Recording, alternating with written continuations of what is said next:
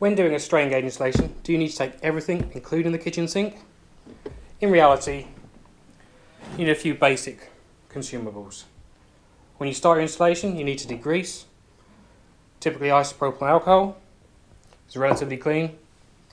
But then we need to do a conditioning stage, which will do conditioner with a silicon carbide paper. Do a wet abrade. We would then typically mark out with a pencil or something that does a burnish line. Something like a pencil is good on aluminium. We then need to do a clean with some cotton tips and the silicon carbide paper because we're going for chemically clean. That'll be a multiple stage process, and the final stage is to neutralise once again with the cotton tips.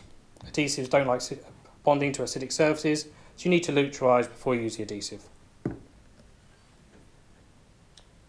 When you're going to put down a gauge, you need to handle it. Typically you'd use PCT 2M gauge handling tape to pick up your gauge and align it. And arguably the most important thing is your tweezers. Always have a pair of tweezers dedicated for strain gauging. Each stage of cleaning, we use gauze sponges, and you only use the gauze sponge once. Chuck it away at each stage, just get a new one. Once we've got our gauge down, we will then need to use some tape to mask off our tabs, or the gauge if it's an open face, and then using a good quality solder, 361, a 20R, something like that, and a high quality soldering iron to bond down our lead wires. And this of course your pre-leader gauges.